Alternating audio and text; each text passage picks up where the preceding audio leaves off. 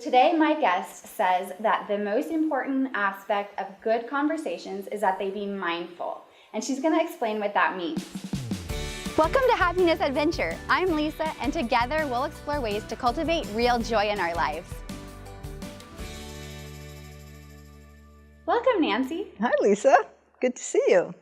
I wanted to ask you, first of all, what is mindfulness? Because we're going to be talking about how it can affect conversations and communication. But it's a word that's a little bit nebulous to me. Well, it has a lot of different meanings, but basically what I think it means is that you are present fully, 100% with whatever is happening. And you go deeper inside yourself to pay attention to what's happening. And therefore, your mind is engaged and it's mindful. Say that I have an important conversation coming up with my fiance. How might I employ mindfulness in that conversation to have a better outcome? Well, it's about being mindful all the time. It's something that you strive for. And when you are more conscious and present in the moment, then whatever conversations you're in, you can apply being mindful because you're present. Now, with respect to your fiance, we add a dimension of emotions that are involved. And it depends on the kind of conversation that you're having. If it's something that you think is going to be stressful in some way, or you have a hot topic you want to talk to him about, then you want to make sure that you take some deep breaths and you find the right time and the right setting and you start your conversation.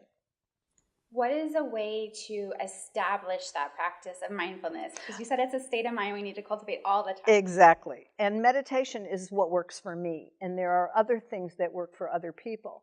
But for me, it's about meditation. It's about quieting the mind, being present, and following my breath. There's a lot of different ways to meditate. But for me, I use something called Vipassana meditation. And it's just a breathing in, breathing out, and watching your breath and being careful that your mind doesn't jump on that train of thought that it can often get on and take you out of the moment and into other things. When we're mindful, when we're present with whoever we're with, then we can really hear what they're saying and have a better conversation. And it would hold true in the workplace as well. What is a demonstration of how you might respond differently if you're being mindful than you would if you were not? Okay, so let's look at listening as an example. And when two people are communicating, one person is speaking, another person is listening. And the person that's listening, if they are mindful, will be present. And when they get to the end of the other person speaking, there's a response.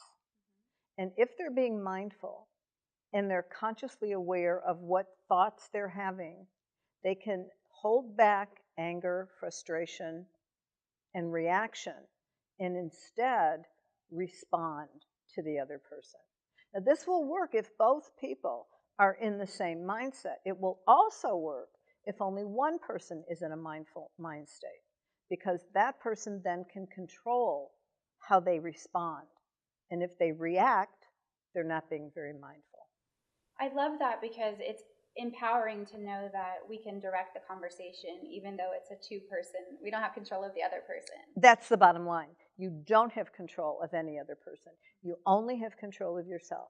And we often like to blame the other person. And my feeling is the more we blame, the more we shame, the less we are able to really connect and communicate. I believe it is the mutual responsibility of both the sender and the receiver of the message to make sure that the message sent is indeed the message that's received. Because often I'll be in a conversation with you or with someone else, and I don't know if you really understand what I'm saying other than through the feedback that you give me, the nod of the head, the smile, things like that. And for me to really understand, I've got to check in somehow. And being mindful helps you read body language better, helps you check into your own reactions and responses, so that if you feel like you want to get angry, you can take a step back. I've been speaking to Nancy Stern about how mindful communication can help you improve your relationships at work and at home. And the link to learn more about her work is in the description box right below this video. She does really interesting work one-on-one and also with organizations to improve their communication culture so that they can eliminate waste that happens from miscommunication and also creates a more positive work environment.